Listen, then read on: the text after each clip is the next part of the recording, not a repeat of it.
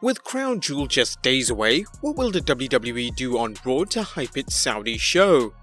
Join us now as Wrestlelamia looks at the good, the bad and the downright ugly for the 28th October 2019 edition of Monday Night Raw, and if that's not enough, we've also thrown in the latest news for you, which include no smiles for Myles, Jay Lethal injured, and Smackdown's ratings plummet. Be sure to subscribe and hit that notification bell for more videos like this.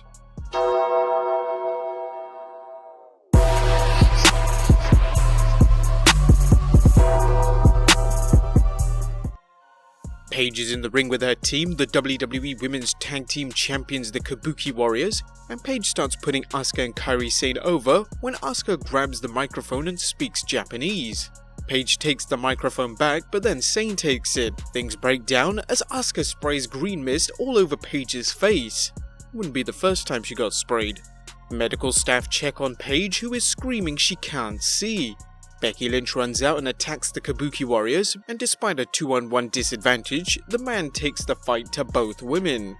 This leads into a match as Raw Women's Champion Becky Lynch takes on Kairi Sane, with Asuka by her side in a non-title match. Kairi Sane shows off the skills that helped her win the Mae Young Classic, and with Asuka in her corner, she looks to score the win over the champion. However, Lynch somehow fends off Asuka's interference and locks in the disarmer on Sane, forcing her to tap out. After that, R-Truth prepares for his match with Buddy Murphy, claiming his foe is no buddy of his. Truth is on the lookout for the 24/7 champion. But the match is up next, and with the 24/7 championship still on his mind, he manages to chase the champion, but loses focus and Murphy catches him with a big knee for the win.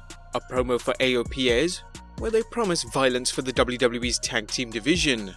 The Hulkster arrives and enters the ring with Jimmy Hart and confronts Ric Flair, building hype for their respective teams who will face off against each other at Crown Jewel.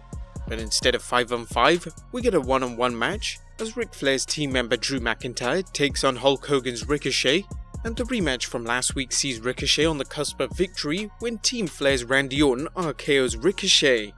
Ricochet wins by disqualification, but the Scottish Psychopath and the Viper stand over Ricochet, taunting the Hulkster. Backstage, the OC are speaking with the new Raw superstar Humberto Carrillo, and Styles says Carrillo impressed him with his performance against Seth Rollins last week, but if he wants to prove himself, he needs to face him. Next up, it's Tag Team Jobber squashing time, as Raw Tag Team Champions the Viking Raiders take on Rizzo and Bryan. Rizzo and Bryan prove hapless against the champs as they're polished off with the Viking experience. And Sin Cara has a rematch with Andrade tonight, but unlike last week, he has someone in his corner to counter the presence of Andrade's Zelina Vega. Sin Cara comes out with Catalina. Catalina does a good job keeping Zelina Vega at bay, but Vega still proves enough of a distraction for Andrade to roll up Sin Cara and get the win using his legs on the rope for the insurance policy. Who was Catalina? Well, we'll get onto that later. Next up, it's the Iconics versus Natalya and Charlotte Flair. The former WWE Women's Tag Team Champions must be suffering from puppy flu as Charlotte and Natalya dispense with Peyton Royce and Billie Kay as Kay taps out to the sharpshooter. Charlie Caruso then asks Universal Champion Seth Rollins why he's facing Rowan in a Falls Count Anywhere match just days before he faces The Fiend at Crown Jewel in the same match. Rollins tells Caruso he's a fighter and he's ready to prove himself every night.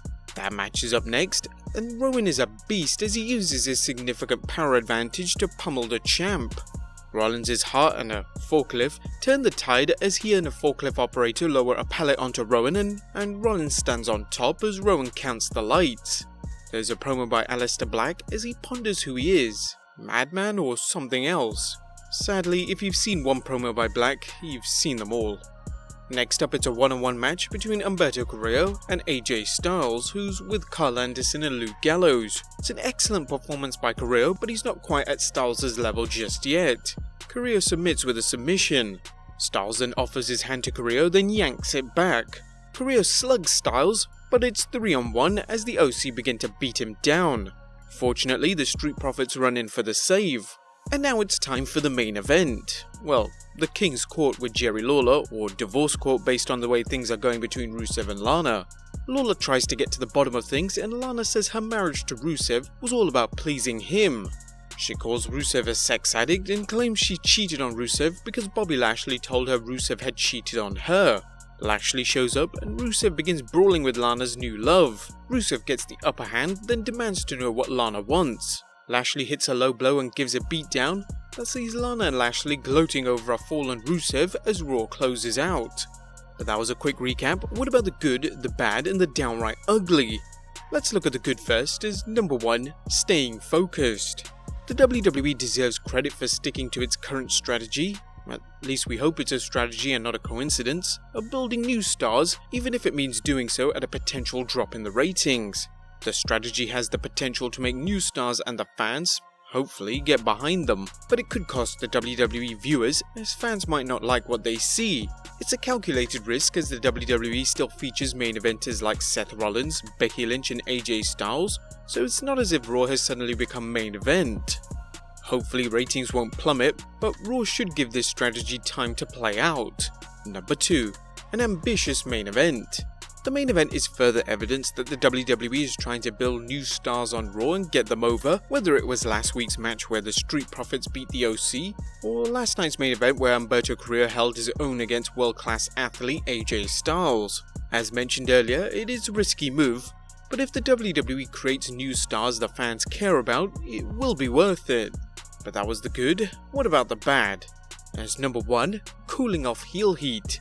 The WWE showed its uncanny ability to shoot itself in the foot when it aired a great angle furthering the Kabuki Warriors heel turn after Asuka blew green mist into her former manager Paige's eyes. The segment seemed to go over well, but the WWE killed the heel's momentum by having the man Becky Lynch beat up both Asuka and Sane.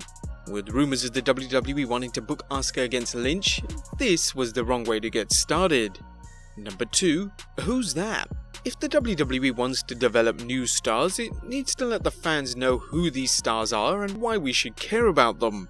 Sin Cara bringing in Catalina Garcia, a new star in NXT, was a good follow-up to last week's match where Andrade Zelina Vega's interference made the difference.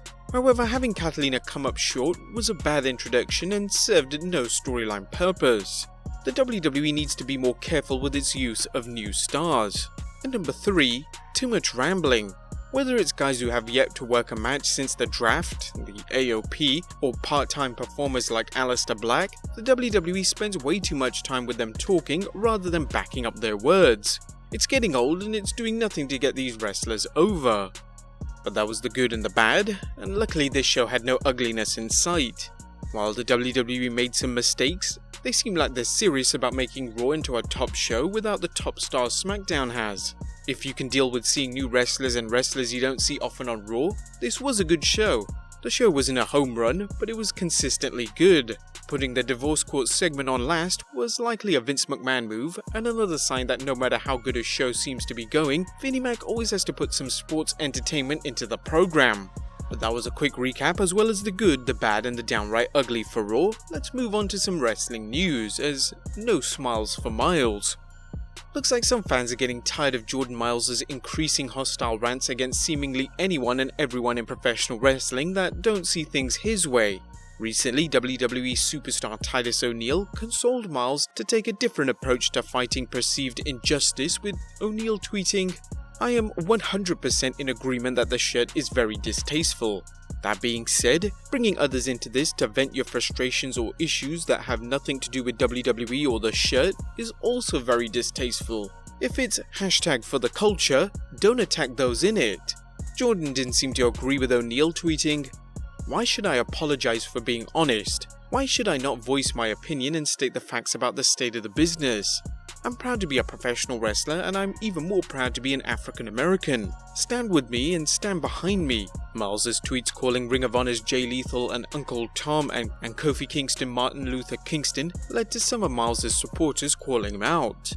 But speaking of Jay Lethal, one of Ring of Honor's top stars, Jay Lethal, recently suffered a broken arm during a live event in Bolton, England.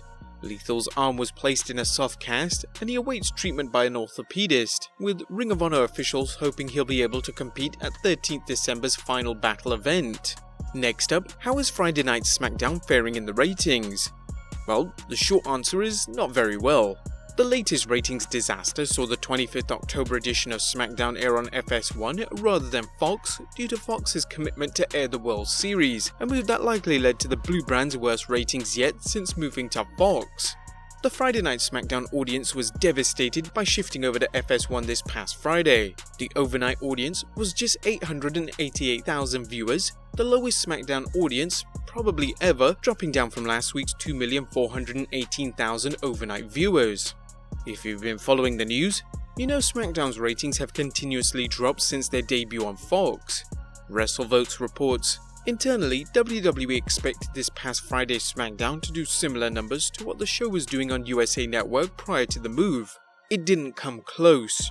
The Tuesday night to Friday night move hasn't gone as expected, regardless of what Fox channel the show is on. To make matters worse, AEW Dynamite showing on Wednesday night managed to beat Smackdown as they managed to achieve 963,000 viewers. And there's even more misery for the company, as FS1's studio show WWE Backstage lost its audience in the second week, with PW Insider's Mike Johnson detailing the ratings breakdown.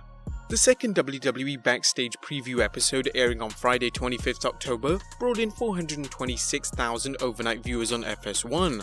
The first preview episode that aired on 15th October, a New York Yankees game on FS1, brought in 597,000 overnight viewers, so even though this special followed WWE programming, the overnight audience was down. The series officially debuts on Tuesday 5th November. But there you have it guys, a quick Raw recap as well as the good, the bad and the downright ugly, and the latest wrestling news. What did you guys think of Raw this week? What do you guys think of AEW beating SmackDown in the ratings? Let us know in the comments down below, subscribe if you haven't already, follow us on Instagram and Twitter, and I'll see you next time with some more wrestling content.